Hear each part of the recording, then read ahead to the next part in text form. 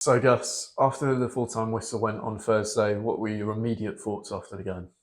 Just out of this world, really. Just it was. Well, I think everyone knew it was a game of emotion. I think everyone in the stadium probably thought the game was done after 70 odd minutes when we finally got one back, and it was just a great atmosphere. I think from there, I think I have to give credit to both sets of fans. Really, I thought from the start of the game, it felt like a playoff game.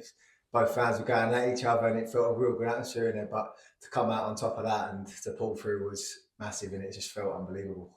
And looking back, not just at that game, but also the games we've had in recent weeks, drawing at Gateshead, winning against Ebbsfleet and Wilson, we've shown that we can win when it really matters and get positive results. How much does that say about the character within this team? Yeah, no, I don't think the character should be ever questioned. I think it's been through a lot as a team. I think the club's been through a lot, and that team stuck together through thick and thin. So I think we're always going to stay and always going to try our best no matter what's going to happen. So I think that showed on when we played Rochdale. We looked down and out, but a moment can happen, and all of a sudden it gets turned around within 20 minutes. So I think the character, we know what we're in this dressing room, and I think teams know that as well. That when you've got if you've got us by the throat, you've got to beat us properly. If not, we'll come back and get you. And then, on a personal note, you're involved with a Southend United playoff campaign, your first as a professional footballer. How much are you enjoying it at the moment, and what does it mean to you on a personal note? Yeah, no, like I said, it's kind of I didn't want this season to kind of finish really as a personal note because it's been my best season in my career. So it's great that it's carried on and there's more games keep coming, and it's I don't want to seem cliche, but you have to kind of tackle it like each game. And we know there's a buzz around the place, and there's a buzz when you turn up to games when it's a playoff game. But it's all about moments really in playoff games. It's who can get over the line. It's not really who's going to get the plaudits for playing the best football, stuff like that. It's whoever ends up at Wembley.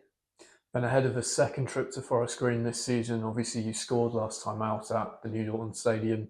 Does that give you any extra confidence, and what sort of are you expecting from having faced them already at the New Lawn this season? Well, we know they're a good team. Once we've played them twice, they're a battling team. They've got a lot of experience in their team, so we need to make sure we go there and we're not naive and we don't give them anything cheap away. I think that's the one thing that we were disappointed about the Rochdale game. I thought we were quite cheap in how we gave them the goals, so we can't do that against Forest Green because they've got plenty of experience in their ranks, and if we give them a 2 goal head start like we did on against Rochdale, it'll be a tough night. So we know what we need to try and do, but also we've matched up well against them when we played both at home and away. So I'm looking forward to the game. Nice one, thanks, Gus. Always. Gosh, that was a tough 120 minutes against Rochdale. How are you feeling physically? Yeah, no, do you know what? It was more probably emotionally than physically that's tired me out. Really, I think over the weekend, obviously we got our rest in, but I still buzzed waking up on the Friday, even though we got back at 5 o'clock at night. So it was one of them of it probably took more out emotionally through the weekend than it did physically, I think.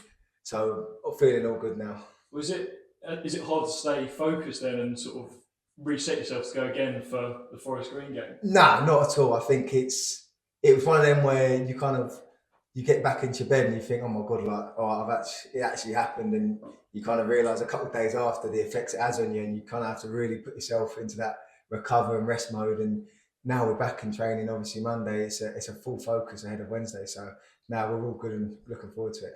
Coming up against former teammate Harry Cardwell, we'll be defending against him. Is it easier or harder, do you think, playing against someone who you know that well? Yeah, no, I'm good pals with cards, so it's like anything. But I've played against good friends in football. As soon as you cross the white line, we both want to try and get to Wembley. So I'm going to try my best to stop him scoring if he is playing, and I'm sure he's going to try his best to put the ball in the back of the net. So it's nothing like that, but it is sometimes funny when you do play up against your mates.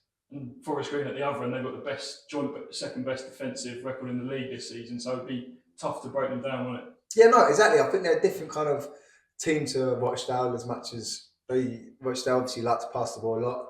And Forest Green are quite robust. They know what they're very good at, and they do it well. And that's what the good teams do. And then they didn't finish third in the table for no reason. So we need to make sure we go there and put on a performance like we did last time at their place. And I feel quietly confident that we could have a good chance. We heard about a Southend fan who flew over from Kuala Lumpur with his wife to go and watch the Rochdale game. And I know there's another Southend fan in Canada who's trying to convince his wife to let him come over from Forest Green. But that level of sort of support and commitment to the club is incredible, isn't it? Yeah, no. Since I've ever joined here, the level of support is outstanding. Whether that's been through the darkest times or the highest times, I can't ever fault them for the support. It's incredible, and even against Rochdale, it never felt an away game. They were outstanding there, and I know there was 1,000 that turned up on a Thursday night, and they've all got work and they get back at early hours in the morning. So it doesn't go unnoticed on the pitch at all, even though sometimes it may not be going our way. It's that their support is outstanding, and hopefully, fingers crossed, we can put a performance on Wednesday and we can get through to Wembley. And this, for many of the players in your team, is going to be the biggest game of their career. But are you going about it, preparing it just as you would for any other league game? Is it important to sort of keep that consistency? Yeah, no, for sure. We've got plenty of experience in our team as well. That it's a great mix of some fresh lads that have never been in playoff football. Like you said, myself, I've only ever played in playoff games. Lie down the table. But there's other lads in there, Macca, Hopper. There's lads that have been in higher levels of division that have done very well in playoff games. So it's a good mix of experience in there. But it's like that. It's making sure you get the right balance of not being too excited that you kind of uncontrollable, but also being ready for what comes. Do you think the team just finally are close to their top level? What? Sorry, our team. Your team, yeah. Yeah, no, I think we're showing that. I think we keep turning up and playing. I think it's one of them games against Rochdale. We weren't particularly at our best, but we showed what we are very good at as well, which is quite condescending. But we were very good at kind of not giving up. And in playoff games, it only takes a moment and the whole tie gets flipped on its head. So that's what we'll be waiting for on Wednesday. Cheers, guys. Notice when it went 3-1 and they scored the penalty, it was you that ran and got the ball. Was that sort of fitting, like we're still in this, there's still a long way to go, and it sort of showed that? 100%.